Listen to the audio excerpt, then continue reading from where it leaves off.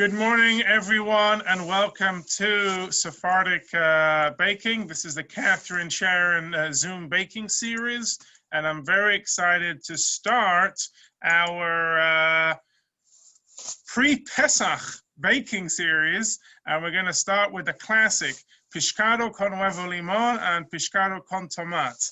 And we're going to have our Sharon Adatto, our beloved Sharon Adatto, leading that this morning. So Sharon, why don't you take it away?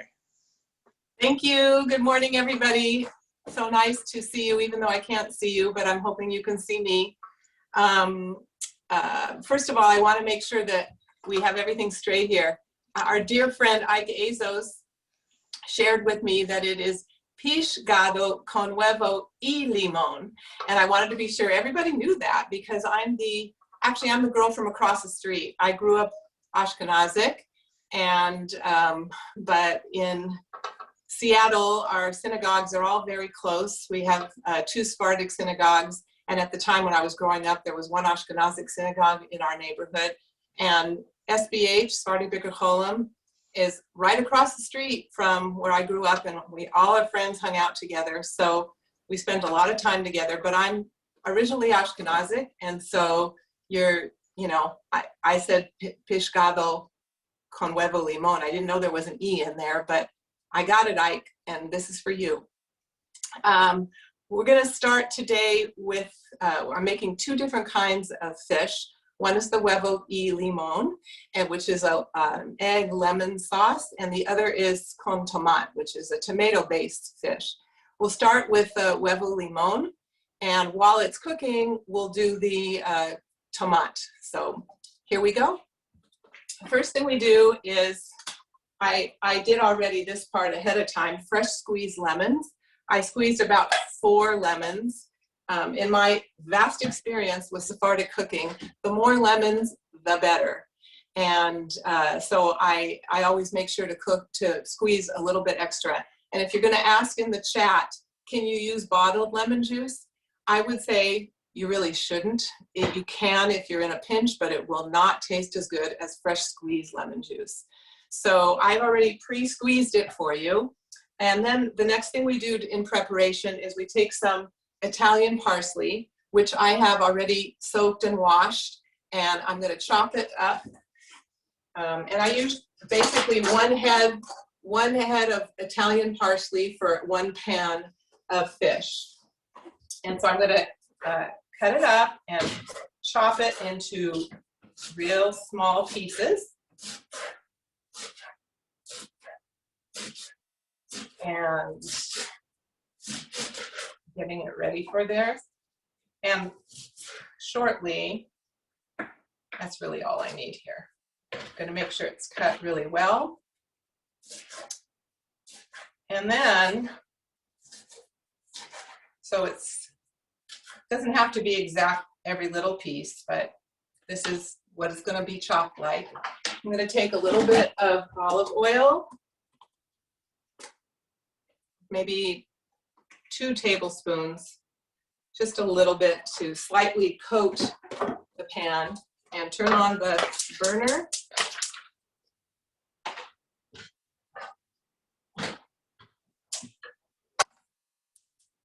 There we go. Turn on the burner, and I'm gonna let the oil coat the bottom of the pan. Let it get just a little bit. How much oil is that, Sharon? Pardon me? How much oil? About 2 tablespoons, just enough to cover the bottom of the pan. It could be a little more or it could be a little less, depending on how big your pan is. And mine is a pretty big pan, and it's deep. What heat? Are you on medium?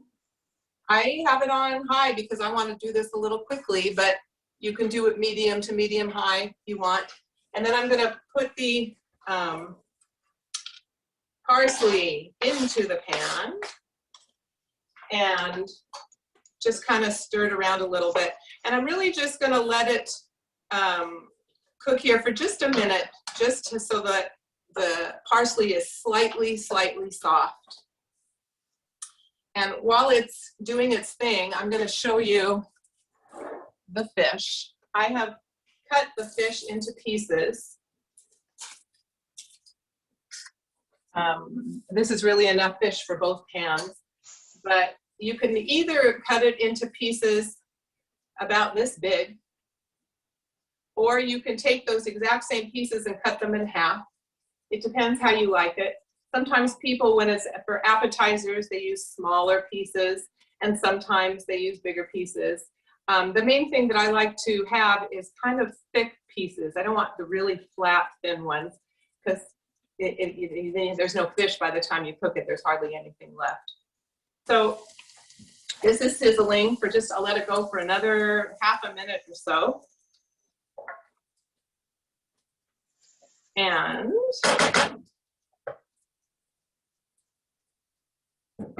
I would say at this point, it's not on high, it's sort of like on medium high. And then I'm going, so it's sizzled a little bit, and I'm going to take the pieces and one by one, just put them around the pan. And Sharon, I see you've removed the skin from the salmon. Oh yeah, it came this way. Some people like to have the skin on. I personally don't. I think it kind of has a little fishy taste to it when you do it that way. And do you have a preference of salmon over other fish? Do you have a particular type of salmon that you like to use? Well, I'm a Seattle girl, and I like salmon, and so I've only done it with salmon. And I just get, I mean, this happens to be Atlantic salmon. Some people will only use wild caught king salmon. It's just your preference. One thing I don't use is sockeye, because I think sockeye salmon is very dry. Okay, so now I put the salmon in, and I'm going to put in the equivalent of about 1 lemon. I put about, this is 5 lemons in here, so I'm gonna just pour a little bit of lemon juice on it, and then I'm going to take some water, and I'm gonna put enough water on it just to cover. There, I'm gonna get some more water. I'll be right back. Okay. Just enough water to just barely cover it. I'm going to turn it up a little bit, and then I'm going to take some salt and pepper, and this is where there's not really an exact measurement, but I'm going to roughly say maybe a teaspoon of salt, kind of, this is regular table salt, put it on, maybe it's less than a teaspoon, and then I'm going to take a little bit of pepper.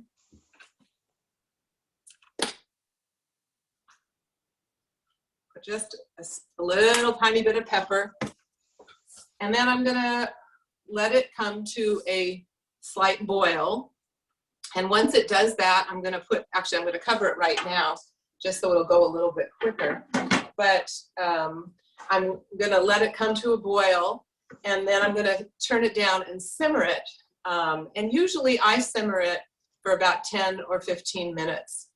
And while it's simmering, I get the next part ready. But today, just for time's sake, while it's doing its simmering, I'm going to show you how to make the con tomat. Right now, we're waiting. You know what they say, a watch pot never boils. While it's doing that, I'm just going to move it over a little bit, and then I'm going to get my next pan here. Can you see the pan? Or do I need to put it down a little bit? Put it down a little. Perfect. Yeah. Perfect. Okay. While this is cooking, I'm going to make my tomat. And I'm going to, again, take my next head of Italian parsley. And I'm going to... Can I do anything instead of parsley? If I don't like parsley, is there another vegetable I could use? I have never used anything else. Somebody recently told me that they put in celery. I can't vouch for it, but that's what I heard from a reliable source. And I've heard cilantro being used too. Well, you're talking to a person that does not like cilantro. Yeah, so, me neither. I'm big into parsley as a cilantro substitute at the best of times. Right. And cilantro is one of those things that either you love or you hate.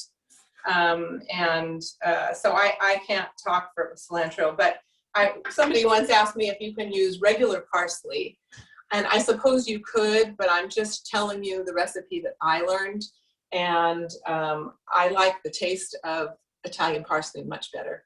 And Sharon, who did you learn from? Who was your inspiration for learning Sephardic food? Two people that I learned from. One of them was from my mother-in-law, Malka Adatto, Allah Shalom. She made hers a little different than what I'm going to show you today because she used a little bit of flour to thicken hers up. I don't do that. And I also learned from Wendy Ben Susan. She taught me, she gave me the recipe, and I have been practicing it over the years. And now I'm pretty comfortable with it. So, let me just show you this part over here. This is just starting to come to a little bit of a boil. So I'm going to lower the heat and just let it go for, 10 minutes or so. Okay, back to Tomat. Now I'm going to pour a little bit of oil, just enough to cover the bottom of the pan on bottom of this pan. Same process. I'm going to turn on the burner, let it get a little hot. And while it's doing that, in a minute I'm going to put the parsley in to let it do its thing. I'm going to open up, this is a can of good old Hunt's tomato sauce.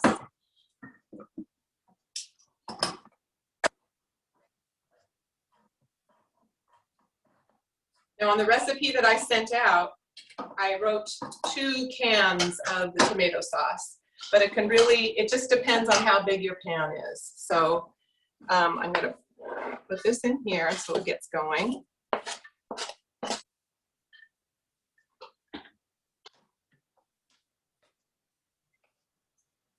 Okay.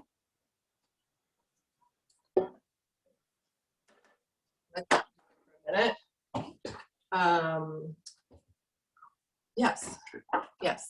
And then while it's doing its thing, I wanted to tell you a couple short stories about some learning process of an Ashkenazi to Sephardic cooking. When I first learned how to do this Huevo Limon, you'll see it when we do it, it's a little bit tricky because you have to be shaking a pan and pouring things one from the other. And I used to have somebody, a second person, help me because I couldn't do all the things by myself. And then as time went on and I became more Spartacized, I was able to do it by myself. And I thought, like, wow, I should get a certificate of recognition for something like that. And then now I could even talk on the phone and do it at the same time. So I'm pretty proud of myself. Anyhow, so here we are now. Our parsley is just about ready. Sharon, you mentioned the Hunt's tomato sauce. Can you use plain canned tomatoes instead? I have never done it, so I suspect you probably can if you like that consistency.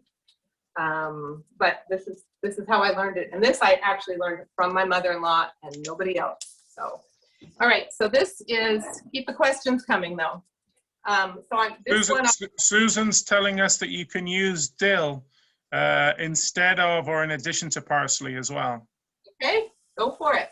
Mm-hmm. Now I'm going to put these pieces in just like I did with the other fish here. And these pieces, as you can see, are a little smaller for no reason at all, just that they are. I don't know how to make a small amount. It just doesn't happen. So I'm making a large amount today, and we'll probably be eating fish for the next 2 weeks. All right. And then we're going to, got it. I am going, just a moment. Let me fill this with water. I'm going to pour the tomato sauce over. And I'm going to put a little bit of water, not too much. That was probably about a cup. It just depends how thick you want it. And for what the amount that I have, I think I'm just going to use 1 can. And again, I'm going to put a little salt and pepper. If you want to add other seasonings, you're welcome to, like the dill works, you know, other seasonings. I just know in the Adatto home, there's some people that are very picky about their seasonings, so I try to keep it as simple as possible so everybody will enjoy it. And this I'm going to cover, and you basically let this cook for 15 minutes or so, and that's it for tomat. It's the easiest thing. There's some people that I know, and my mother-in-law occasionally did this too, that would put it in a pan, cover it, and put it in the oven for 20 minutes or so. You can do it either way. I just find this is pretty simple, and just let it go. So that's the tomat. I'm just going to check on this and see how we're doing. It's looking good. So Sharon, can you put it in the freezer after you've made it? You know, with the tomat, I would say you probably could, but with, excuse me for a second, but with the Huevo Limon, I'm not sure how that would freeze. I don't think that would freeze very well. If somebody has done that and they have made it work, go for it and let us know. But I don't think that consistency works. Yeah, I'd be worried about freezing either of them, but I agree with you. I think the con tomat would probably freeze better. Yes, Yeah. yes. In our house, we pretty much, especially the Huevo Limon, we finish it so quickly that it doesn't have much time to be frozen. All right. Now And we're Sharon, going can you tell us when you would serve this type of meal? You're saying it would be an appetizer at the Seder, or would it be a daytime meal? When would you use it? In general, in my in-laws' home, it was a specialty for. I mean, the Huevo Limon really was a special, and tomat specialty for the holidays like Rosh Hashanah or Pesach. In our home now, I make it frequently and serve it on Shabbat often. And we enjoy it, and it's not so hard to make, and so it's a really, really nice appetizer. But I know traditionally many people use it for the holidays and serve it at that point. Okay, can we go on to the next part? Absolutely. Okay, so now we're going to do the fun part, and that is making the Huevo Limon sauce. And I've gotten a lot of people calling me to share their wisdom and making sure that I don't forget certain things when I'm teaching it. So I appreciate it. Lily DeJean and John Calvo, they said, don't forget to shake. So don't worry, you'll see when we get to this part, I'm listening to you guys. So the first thing we're gonna do is we're gonna take some huevos, some eggs, and I usually use about 5 eggs for this. So I'm going to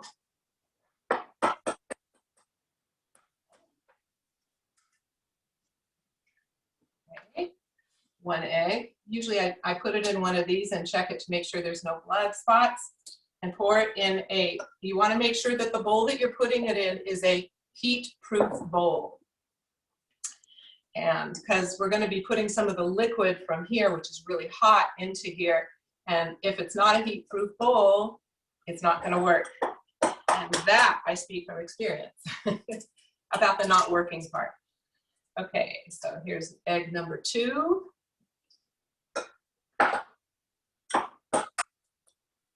Egg number 3.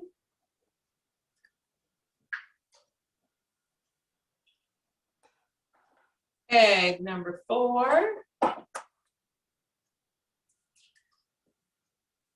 And last but not least, egg number 5. All right. And the next part's really, really important. I have a whisk and I whisk it. And one thing that I've actually perfected, especially over the last few months, and the reason I perfected this is when I was watching Sharon Babani do her cooking when she was making a Peshcado, and I saw that she didn't just beat her eggs for 10 seconds. She was beating her eggs for a long time. And what I realized is that the more that you beat your eggs, the smoother it's going to be.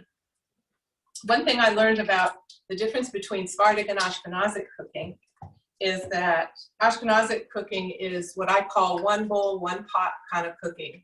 Is that we put some potatoes in and we put some eggs in and salt and pepper, and then we put it in a pan and stick it in the oven.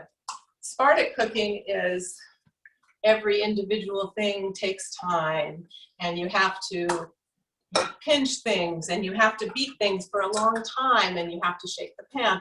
It's very, very time consuming, but the results are well worth the time that's put in. So here I am, beating, beating, beating. We're getting close. The next thing I'm going to do, now that I've beaten them pretty well, is I'm going to take more lemon juice. And this is where I put in probably the equivalent of 2 to 3 lemons, depending on the size of your pan. So I'm going to pour it in. And I'm going to beat it some more. So it's really, really mixed together nicely. Ma, is there any reason to save any lemon juice or just throw it because up? I have to put some in the tomat. That's why there's a reason. Oh, okay, fine. So I'm only making limon. I should just put it all in. That's it. Yes. Right. And since you mentioned that, I'm going to pour a little bit of that in with the tomat while it's cooking. It's cooking too high. Okay. So here we are, beating it for another minute. And let me grab. So the next thing, now that we've beaten it, and this is the part where you really have to watch carefully, and because this is what we call the make it or break it part with Huevo Limon. It's been cooking now for a few minutes. I'm going to remove the lid. And I'm going to make sure that the heat is on very, very low. And by the way, I'm looking at my fish, and you can see it's like a little bit, it's lost that dark pinkish color, so I know that it's pretty well cooked through. I'm just getting my things ready here. So the first thing, I'm going to tell you what I'm going to do first, and then I'm going to do it. I'm going to take, while I'm beating constantly, I'm going to take some of the hot sauce and put it in here and beat it some more. And put some of it in. And remember, don't ever stop beating. And then once I do that, and it's well mixed, I'm going to slowly pour it in the pan while I'm shaking the pan. Got that? Shake the pan. And then... Keep stirring, Sharon. Huh? Keep stirring. Oh, I haven't done it yet. and then I actually set a timer for 5 minutes, and I shake the pan for 5 minutes. So, are we ready? Let's see, I'm going to do it this way. I'm going to, while I'm beating, and here we go. I'm taking some of the hot sauce, slowly pour it in while I'm beating. Slowly pour it in, beat, beat, beat. Don't stop. Don't even stop for a minute. And maybe put like 5 spoonfuls in there. And while I'm doing that, now I'm going to let go, and I'm going to gently pour it in while I'm shaking the pan. Shake, shake, shake. And never, ever stop. And I'm going to put my timer on at 5 minutes. Oops.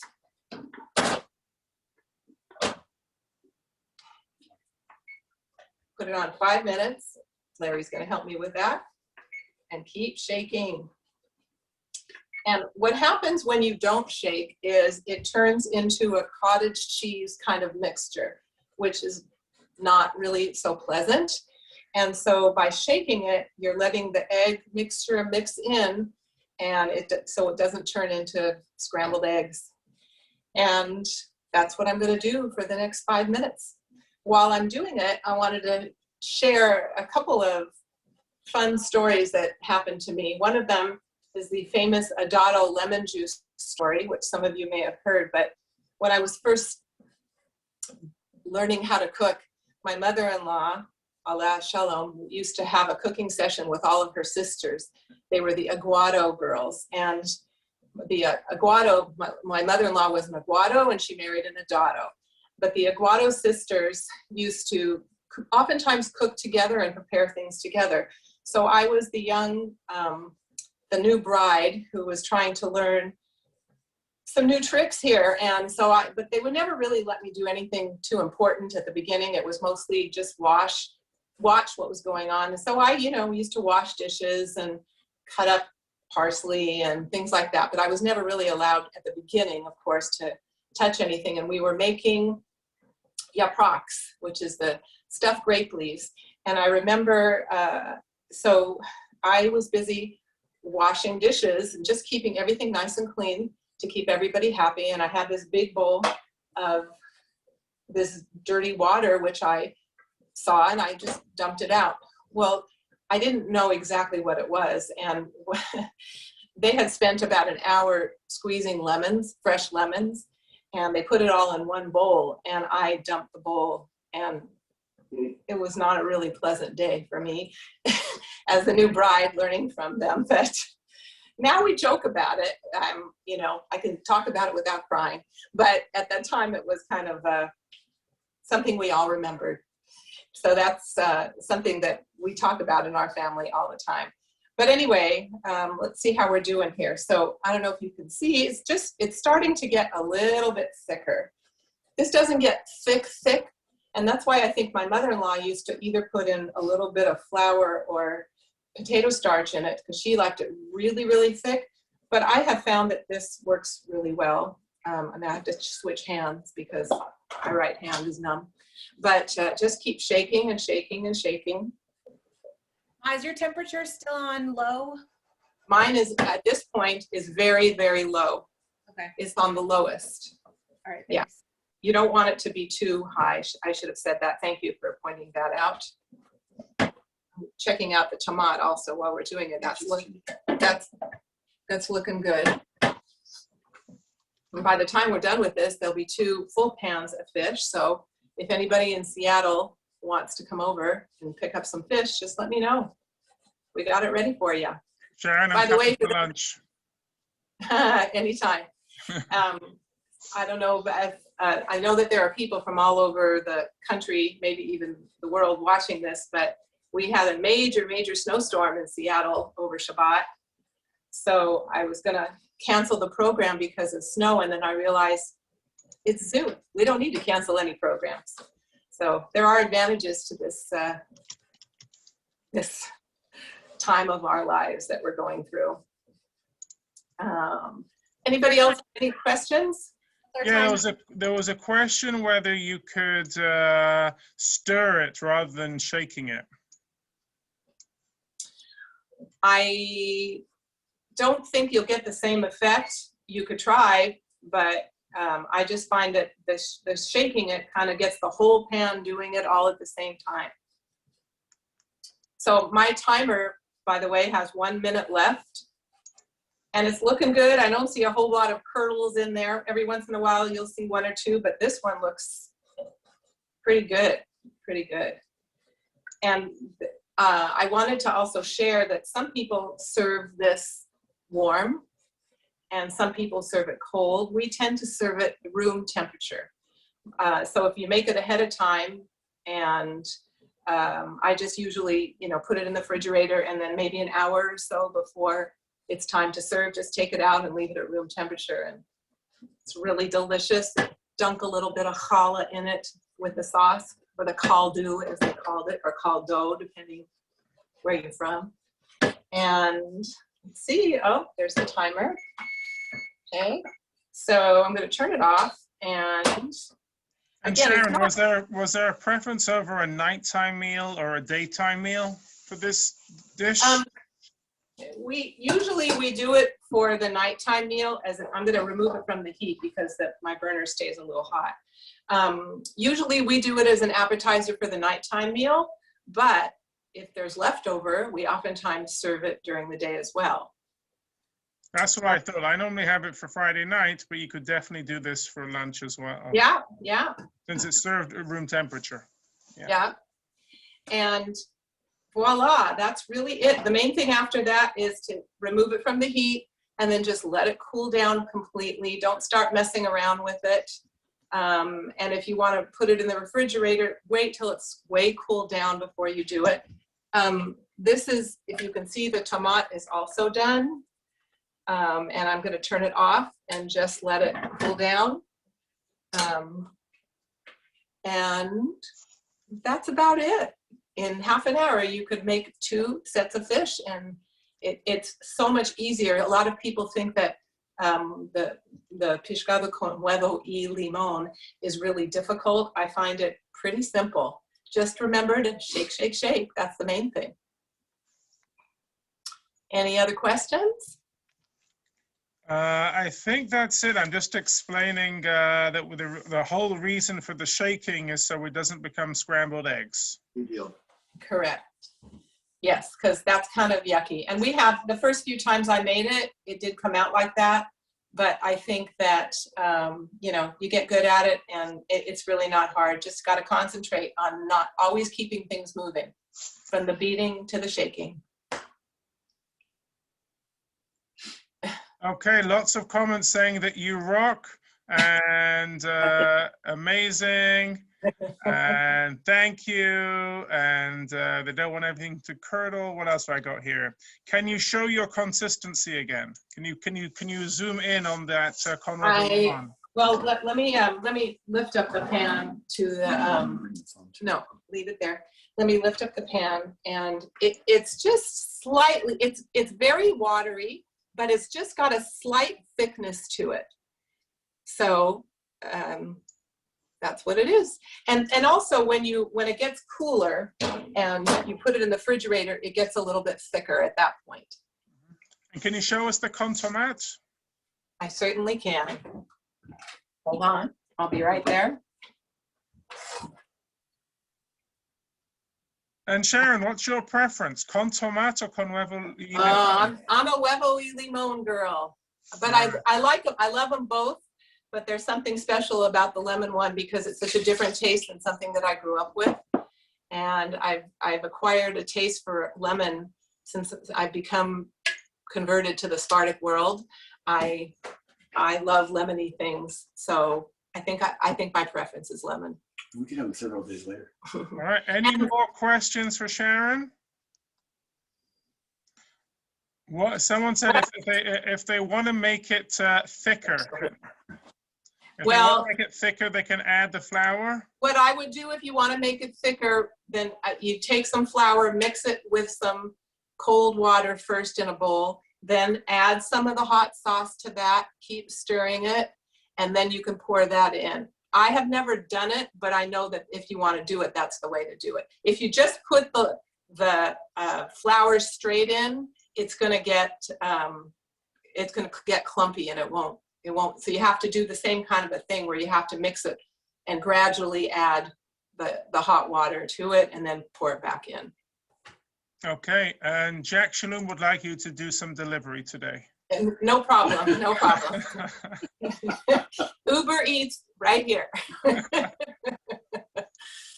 All Jack, right. you're right over anytime. On behalf of everyone, I want to thank Sharon for doing this wonderful demonstration, and you'll be able to find this video along with all our other cooking videos on our YouTube channel. Thank you very much, Sharon.